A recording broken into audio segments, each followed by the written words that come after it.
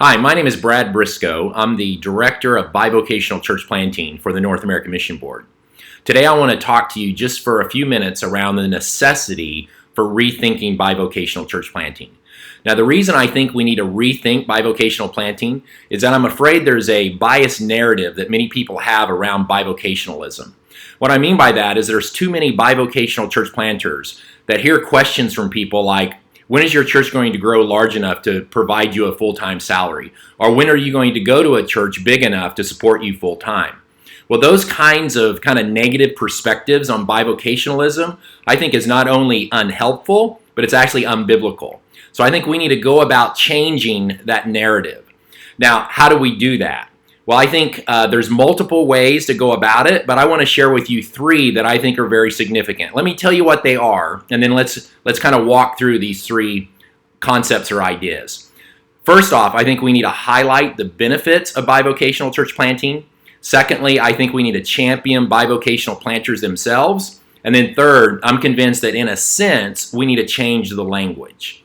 So let's talk about the benefits of bivocationalism. I think there are numerous benefits, but I will typically kind of frame the benefits around missiological benefits and financial benefits.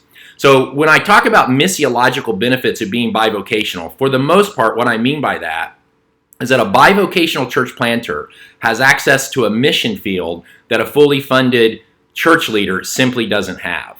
I mean, and that's kind of a no-brainer. We know that if the more and more people are less and less interested in the programs and activities of the church, as missionary-minded people, we must find other opportunities to connect with people relationally. And I'm convinced one of the best places to do that is in the marketplace. But another little piece of the missiological benefit is I think being a bivocational leader and having a calling in the marketplace gives that leader great street cred, or you might call it respectability, both inside the church and outside the church.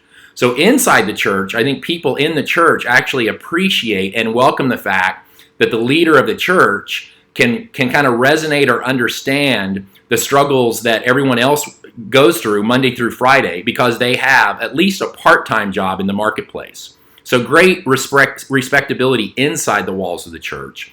But perhaps even more important to that is outside the walls of the church. So once again, in an increasing missionary context, when people are at best skeptical and at worst maybe even hostile towards the church, I think it's very important for a church leader to be able to lead with their primary calling in the marketplace or their part-time job or occupation in the marketplace rather than leading with, oh, I'm a pastor, I'm a church planter. So I just think there are numerous missiological benefits. But secondly, I think there are financial benefits that we need to discuss and talk about. And I'll usually frame these financial benefits around little three words or phrases. First off, I think there's great benefits for the church planter.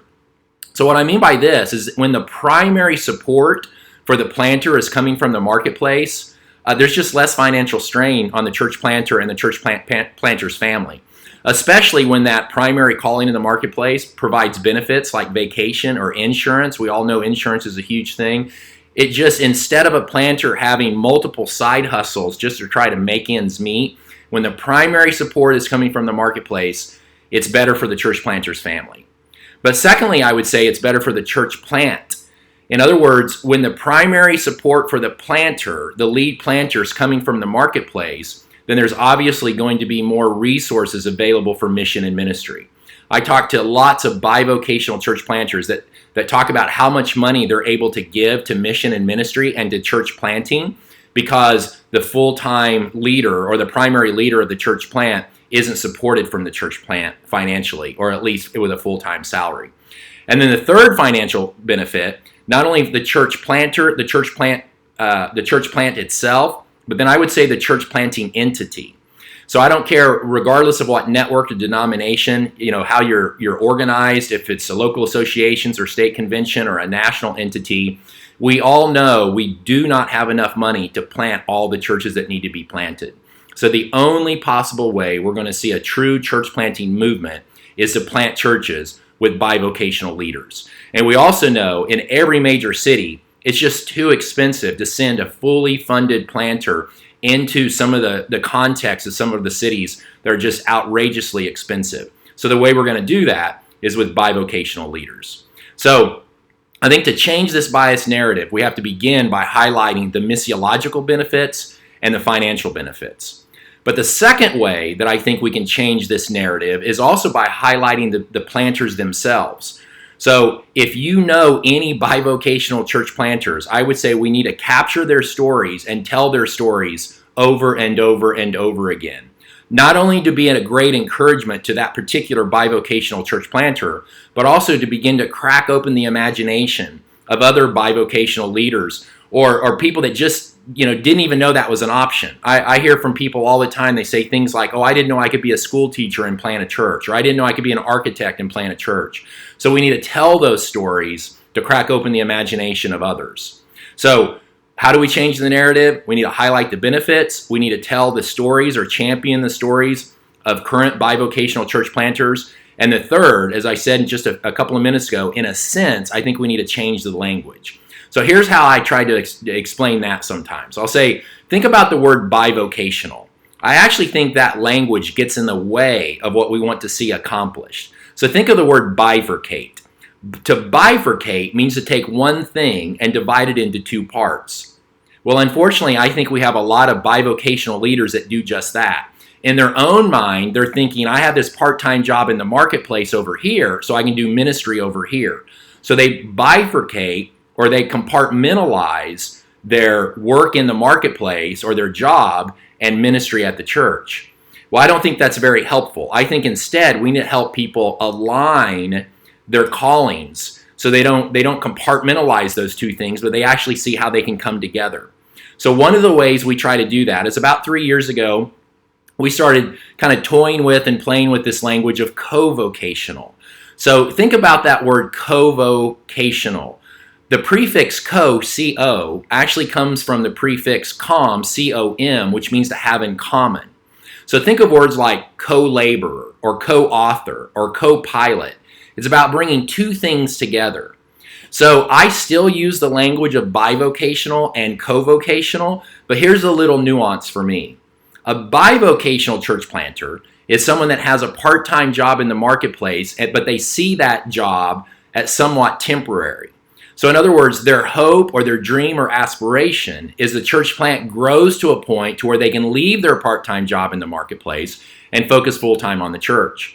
Well, I would say that's a good thing. Nothing wrong with that. That's kind of the historical Acts 18, the Apostle Paul being a tent maker.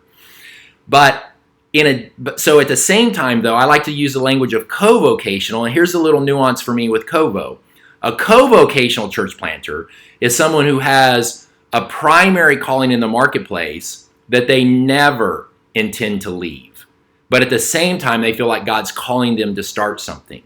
So they know God's called and wired them to be a school teacher or an architect or an engineer or a doctor, whatever it might be. They know God's called and wired me to do this, but at the same time, I feel like God's calling me to start something. So my hope is that when we highlight the benefits of bivocational church planting and we highlight bivocational planters themselves, we'll actually have many bivocational church planters that actually decide to become co-vocational church planters. So in other words, even when the church grows large enough that they could leave their part-time job in the marketplace and focus full-time on the church, they decide to stay. They just realize there are too many missiological benefits and too many financial benefits to leave their calling in the marketplace. So they actually bring and align those two things together. They're calling in the marketplace because all work matters, and they're calling to start something new. So the bottom line is, remember, we will never, ever see a true church planting movement if we don't engage, resource, and activate bivocational and co-vocational church planters.